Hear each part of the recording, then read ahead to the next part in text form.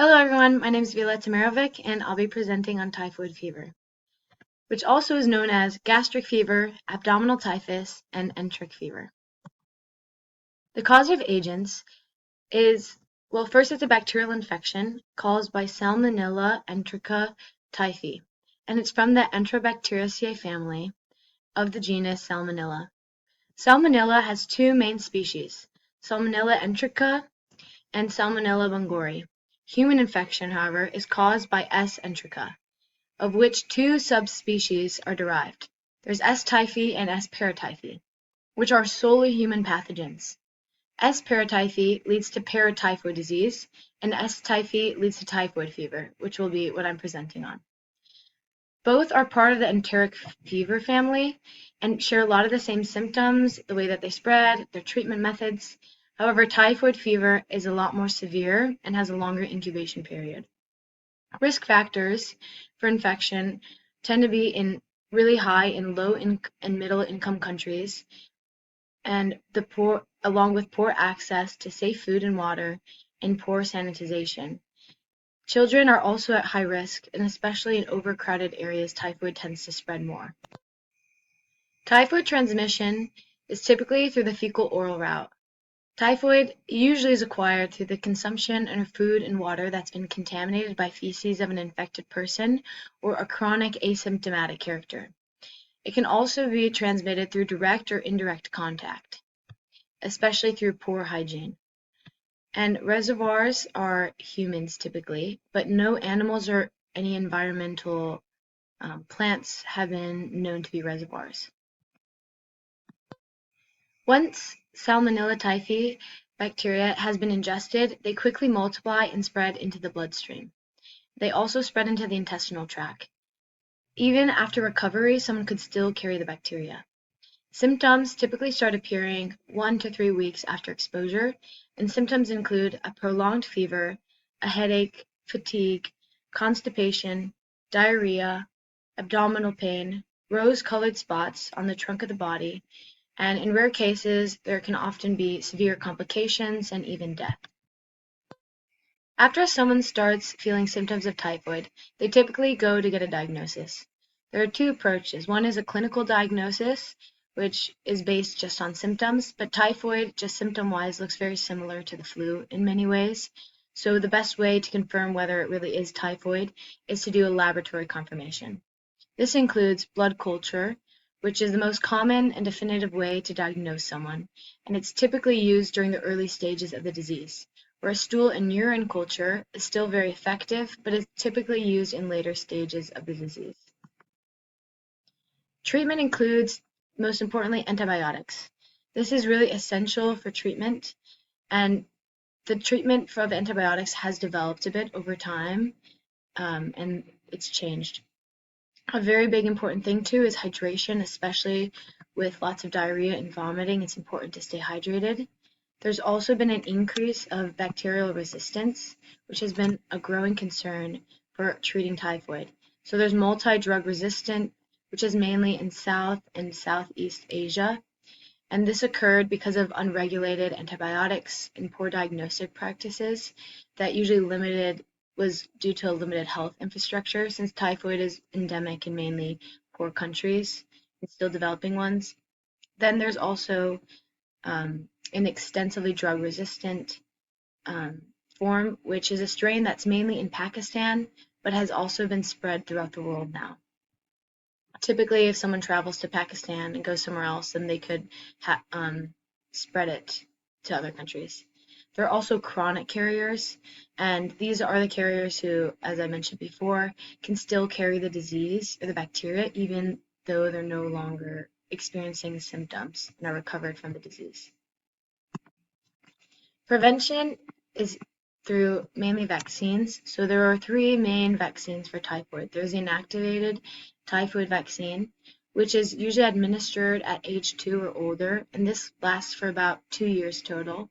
Then there's a live typhoid vaccine, which is administered orally from ages 6 or older, and this lasts about 5 years. This is the longest lasting vaccine, and similar to typhoid conjugate vaccine, which is the one that WHO recommends. It's a single-dose vaccine, and it also lasts about 5 years.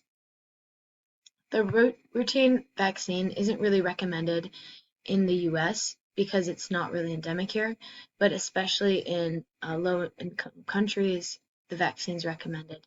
But for people in the US, it's recommended for travelers, those who work in close contact with those who carry typhoid, and even laboratory workers. Another really important method for prevention, this is probably the most effective way, is just having good hygiene, something as simple as that. Frequently washing hands with soap and clean water, especially right before eating and after using the bathroom, are really crucial. The consumption of safe food and having clean and purified water are super important. Then also having improved sanitization. This is really important because typhoid is mainly spread through contaminated water, so it's important to have clean supplies, and especially sewage treatment to avoid contamination because the disease carries in feces. The risk of typhoid is much higher in populations that lack safe water and adequate sanitization, especially children are some of the highest for risk.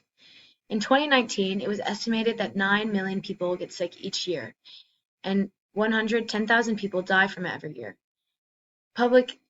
The main issue for public health is in Africa, the Mediterranean, Southeast Asia, and Western Pacific regions. High-income countries have low cases of typhoid fever because of adequate sanitization procedures, while low-income countries don't have the same access or same standard. And because of this, there have been lots of diagnostic difficulties and underdeveloped surveillance systems. There's a lot of poor health care in many areas of the world, so it's hard for epidemiologists to actually accurately estimate the number of cases.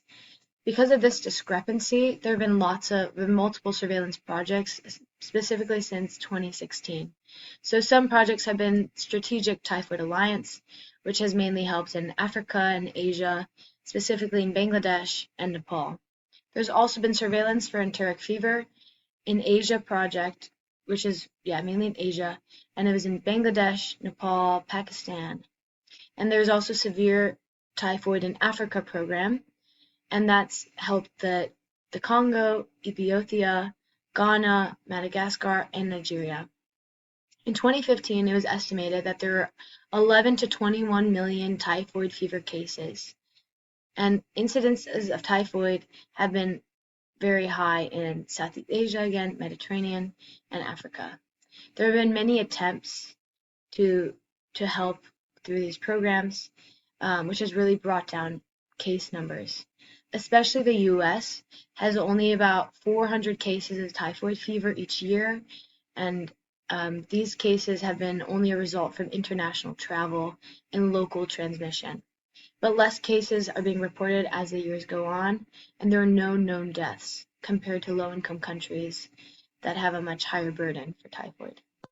The history of typhoid, even though it's been been around for a very long time, it hasn't the bacillus for the disease hasn't been described in medical literature until 1880 by Carl Joseph Eberth. Many doctors in the past had tried to isolate the bacteria, but they weren't successful.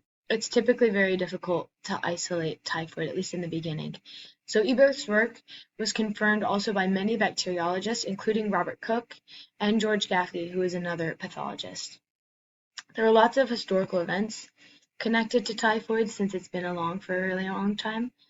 But one was the decline of Jamestown, colony in Virginia, and typhoid is the main contributor. It was fatal for more than 6,000 settlers. The plague of Athens, many historians attribute to typhoid, but they're still not completely sure. About 1/3 of the population died, including Pericles, the leader, and Thucydides, his successor, didn't die, but he did contract the disease.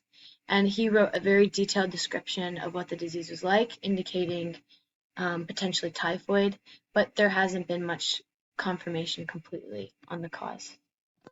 One of the most notable stories for typhoid is of Mary Malone, also known as Typhoid Mary. She was born in Ireland in 1869 and then emigrated to America in 1884.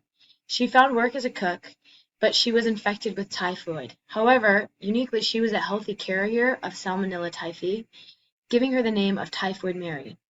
But she was a super spreader and spread it to 3,000 other people.